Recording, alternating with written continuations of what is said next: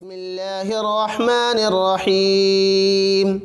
يا أيها المدثر قم فأنذر وربك فكبر وثيابك فطهر والرجز فاهجر ولا تمنن تستكثر ولربك فاصبر فإذا نقر في الناقور فذلك يومئذ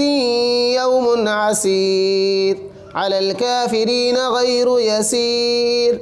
ذرني ومن خلقت وحيدا وجعلت له مالا ممدودا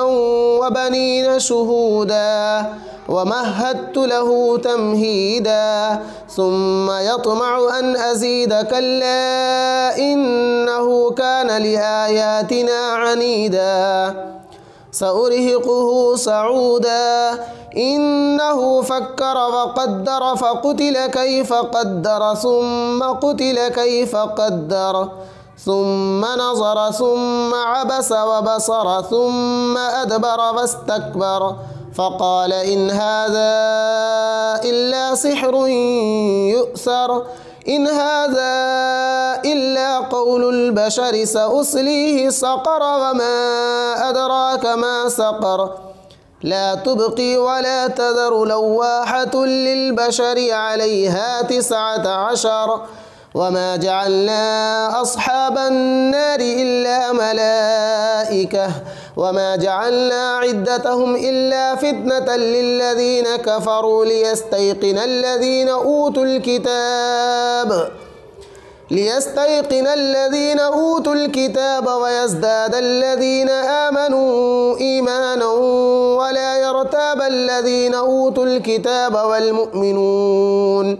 والمؤمنون وليقول الذين في قلوبهم مرض والكافرون ماذا أراد الله بهذا مثلا كذلك يضل الله من يشاء ويهدي من يشاء وما يعلم جنود ربك إلا هو وما هي إلا ذكرى للبشر كلا والقمر والليل إذ أدبر والصبح إذا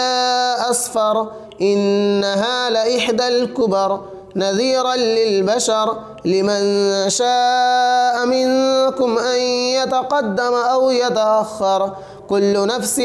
بما كسبت رهينة إلا أصحاب اليمين في جنات يتساءلون عن المجرمين ما سلككم في سقر قالوا لم نك من المصلين ولم نك نطعم المسكين وكنا نخوض مع الخائضين وكنا نكذب بيوم الدين حتى